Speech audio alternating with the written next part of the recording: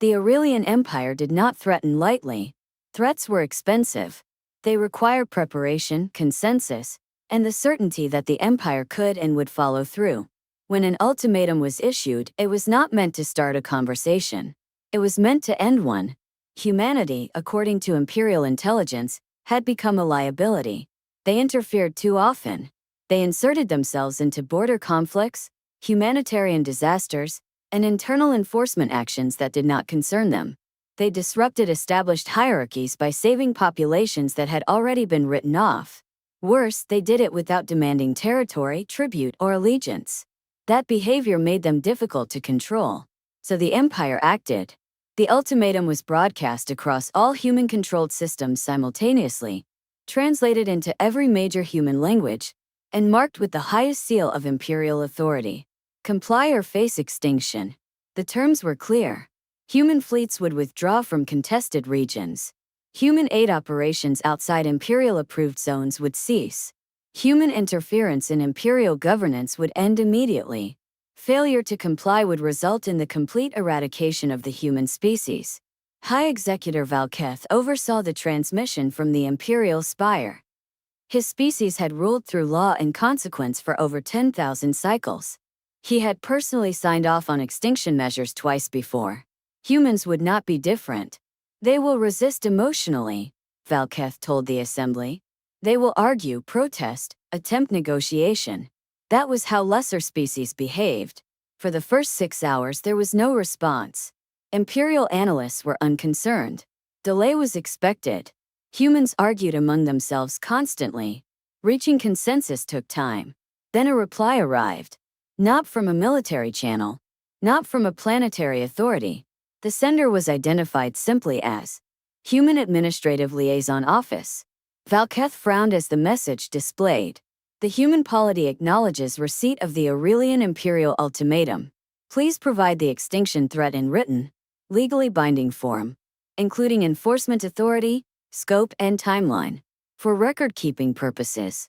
Silence spread through the assembly. One of the executors hissed in disbelief. They are mocking us. Valketh read the message again. Slowly. No, he said at last. They are documenting us. The Aurelian Empire was built on law. Every action was justified, archived, and preserved. Spoken threats carried no weight. Only written authority mattered.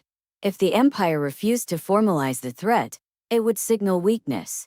If it complied, it would bind itself. After a brief deliberation, Valketh made his decision. Prepare the writ. The extinction authorization was transmitted within the hour. It was absolute. It left no ambiguity. It authorized total eradication of the human species across all known systems. The confirmation of receipt came almost immediately. Then another message followed. Please confirm that this writ authorizes indiscriminate termination, including civilians, juveniles, and non-combatants. Valketh's mandibles tightened. Yes, he replied. Total. Another message arrived.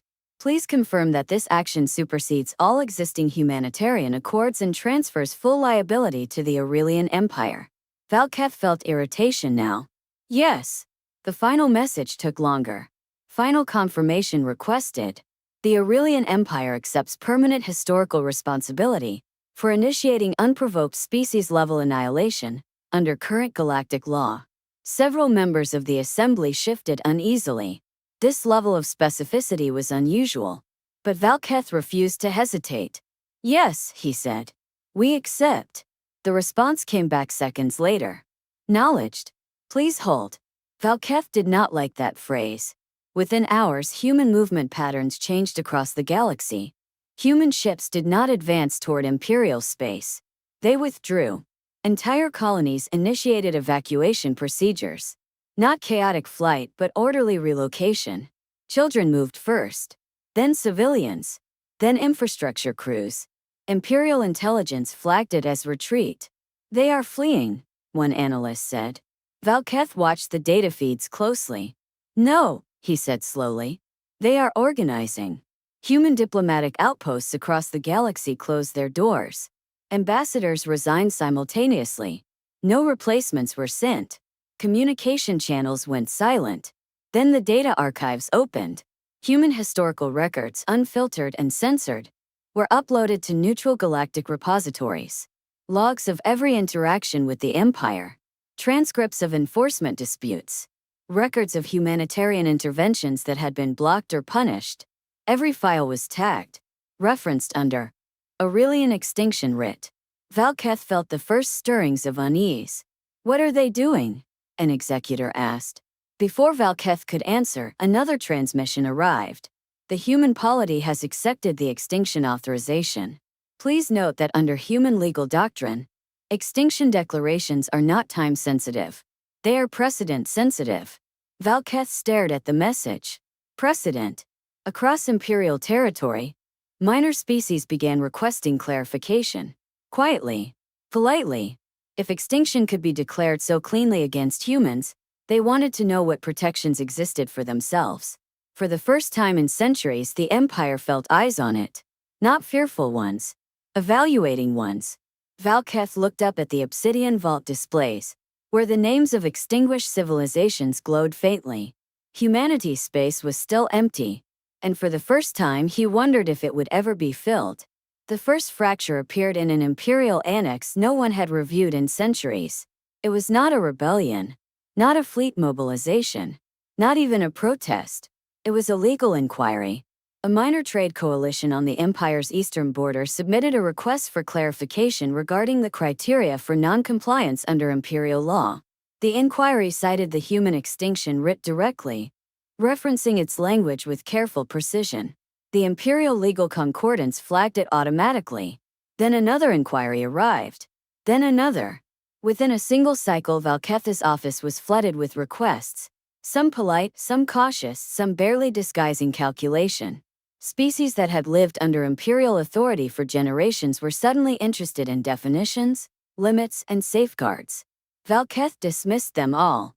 "Fear," he told his advisors. "They are afraid we will do to them what we plan to do to the humans." "Are they wrong?" one advisor asked quietly. Valketh did not answer. Across the galaxy, human evacuation continued. What disturbed imperial analysts was not the scale, but the discipline. Human populations moved without panic. Worlds were not abandoned in chaos.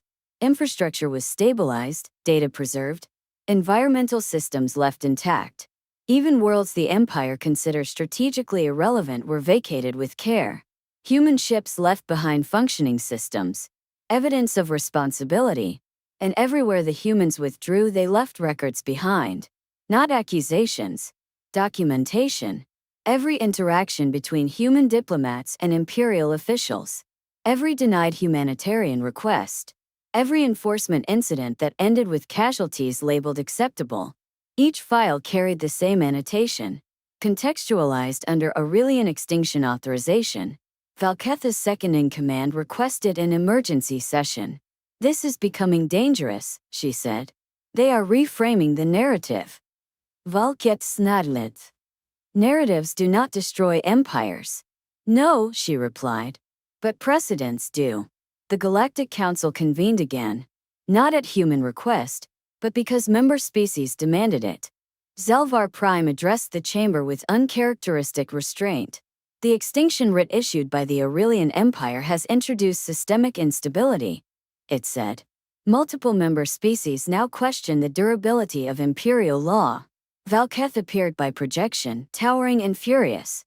"You fear our strength," he said. "That is nothing new." Senvar's head tilted. "No," it replied. "We fear your lack of restraint."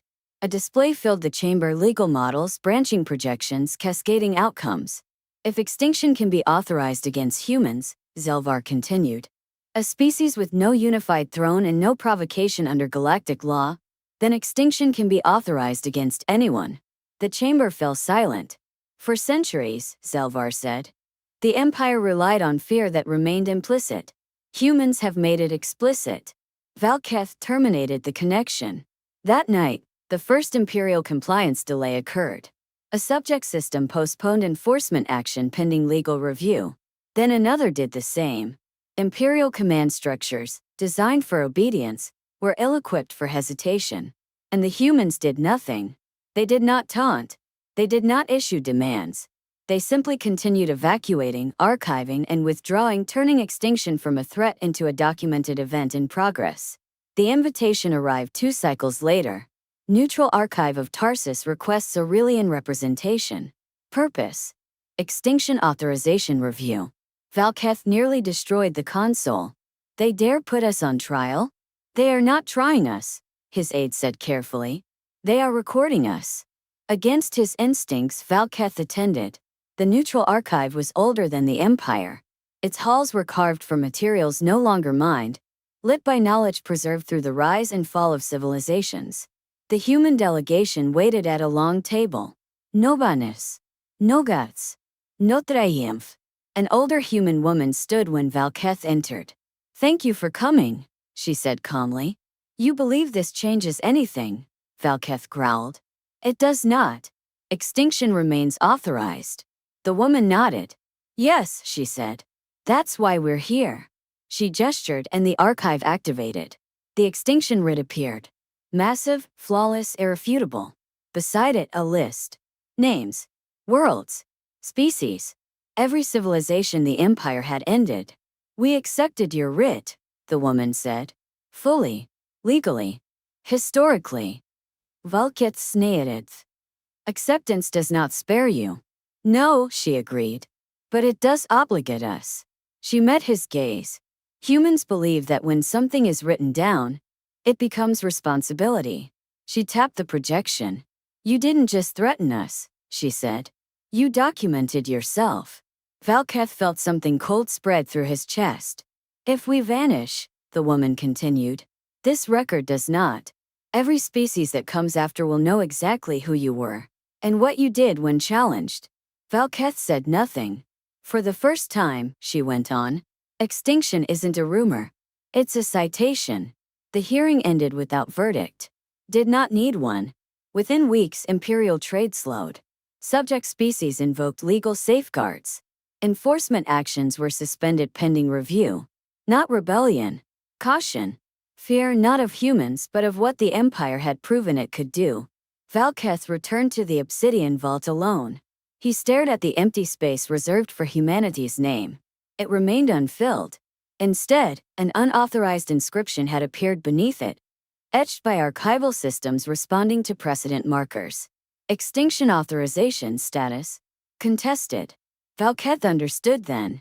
The Empire had not lost to human weapons. It had lost to human patience, to human memory, to the simple, devastating act of asking for the threat in writing. Because fear spoken can be denied. But fear recorded becomes history. And history once written does not belong to emperors. It belongs to everyone who reads it.